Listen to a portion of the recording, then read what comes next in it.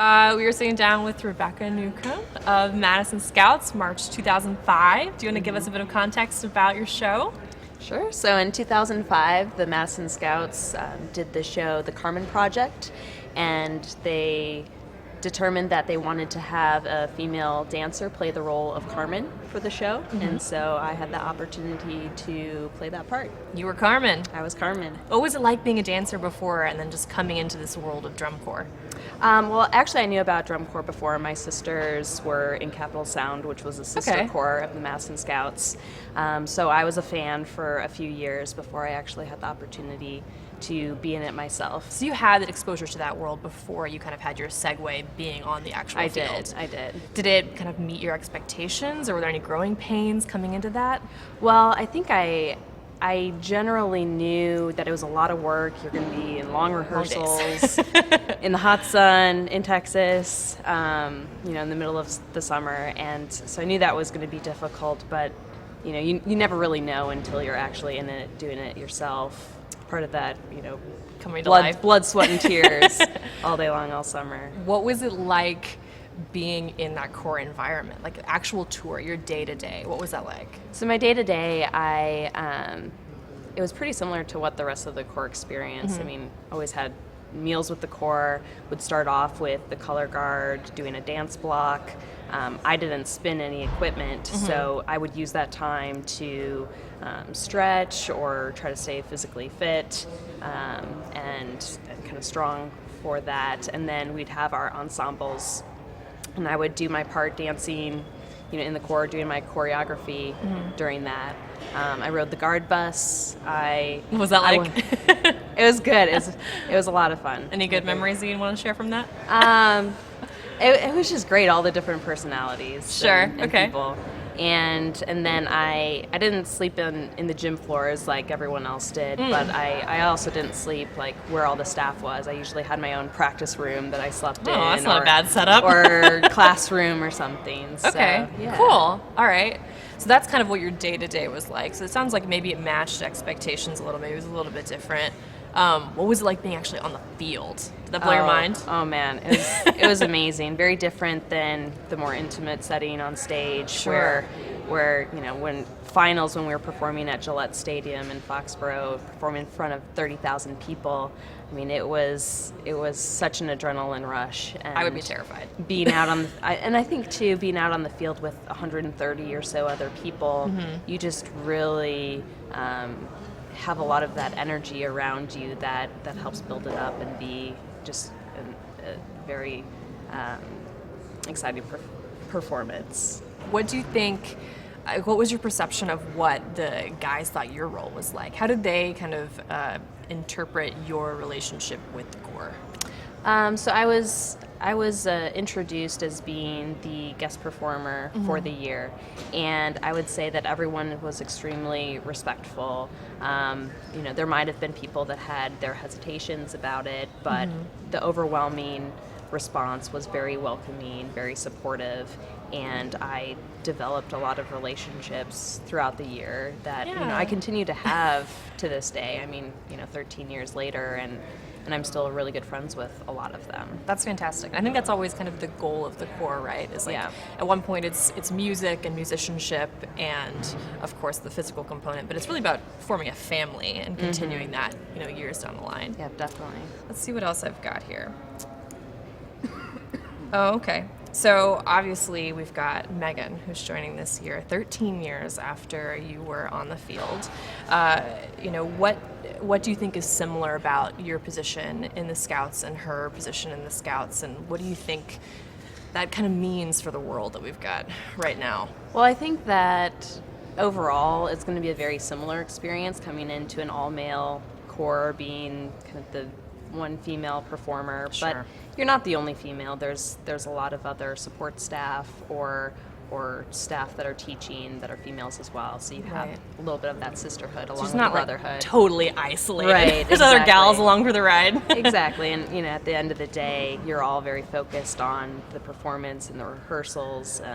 So that's what you're thinking about on a day-to-day basis. I think, going into the season, something I didn't have 13 years ago was all of the social media that we have now.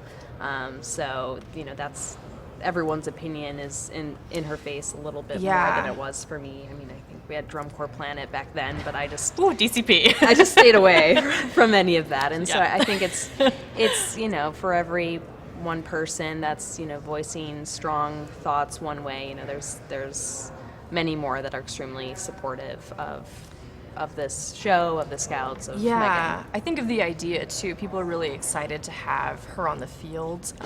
We've definitely seen, we've seen our share of colorful commentary around having her join, but for every kind of salty comment, we are seeing so many people that are saying, yes, absolutely. It's fantastic to see this tradition being continued in this way, especially on the brass line. I think that's such a big deal to have somebody, to have a woman in an instrumental role as well as just a performance role. And you've kind of paved the way for that, so good on you. Thanks. Yeah. Let's do maybe last one. What advice would you give to Megan coming into this season? Anything that you've learned that you think you would impart to her? I would say really just enjoy it. I mean, it's such a unique and wonderful experience. Yeah. From both the performing aspect and growing as a performer, with the growth of relationships that you make throughout the summer, and even just as your personal growth. There's so much that you can gain from it. First, within being part of Drum Corps, Yeah. it's very niche kind of activity, and then from there, the Madison Scouts are a really great organization, run by Chris Komnick and Dan Peterson, who really do a great job in making sure that the whole Corps is very respectful and welcoming. Yeah, they've got a great history there. I think she's coming into a good group of guys. Yeah. Well, is there anything else that you want to share? Maybe just a little bit more about how I got the role. I would love I to could hear share that. Yeah, dive in. Let's hear some history. So I had mentioned that my sisters were part of Capital Sound, and through that it was a sisterhood with the Madison Scouts at the time, and so they knew a lot of the Madison Scouts. And in the November kind of fall camp, I joined my sisters to see the show and tell of the camp of the Madison Scouts at Madison East High School. So we were there watching the horn line perform and kind of do their run through. And then randomly this Michael Cesario comes up to me, who was the show design director at the time, and I just thought he was very friendly, started asking me a lot of questions, like how old I was I a dancer, what was I doing next summer. And then he sizing you up a little exactly, bit. Okay. Exactly. And he shared with me the show design for the Carmen Project. So you probably heard of that very early. I did, and they were looking at different people to audition, so they asked me to come out and audition for them. And I, kind of, I guess, fit the look, fit the style that they were looking for, and ultimately, they selected me as out of the audition process. How many people were you auditioning against? Do you know? I don't know exactly. I know there were some people that might have been. I think there was maybe a Blue Devil color guard person, or a few others from other drum corps, but they liked the fact that I was from Wisconsin.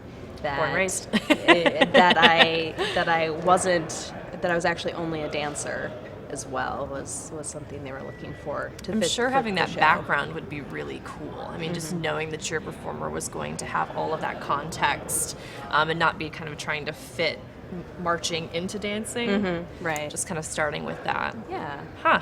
Cool. What was your audition process like? So they had me come out a few months after kind of the initial talks about what they wanted, and I danced with the choreographer, Lionel Moore, at the time, and he had me do some choreography that they were planning to use into the show, and Oh, wow. kind of looking at both my style, my ability, and kind of the character that I was able to portray, and I guess that matched the Carmen they were looking for. That's great. We saw an interview from DCI, and I think it actually went out in conjunction with the Mega Terra announcement. And they were just showing clips kind of the Scouts' history and of different performers. And at one point, they catch you right after the performance, and you've got like the performance glow about you, and they're like, "How do you feel about your summer with the Scouts?" And you say, "I'm so happy to have this group of brothers." Do you still feel like you have that, or what is that like? Oh, definitely. I mean, they were extremely respectful and supportive and caring while I was in the Scouts at that time. And then the organization as a whole is, it's a very unique experience that you go through with these people. And I feel like you have that lifelong kind of connection of that experience that you had. And in particular, I mean, being in the Madison Scouts, there's this close bond that you develop. And, I continue to have that bond with many of them still today. That's awesome. Thank you so much for making time to come and talk to us today, Rebecca. It was so great to chat with you about your experience being a woman in the Scouts. So thanks so much for coming out. Thank you very much.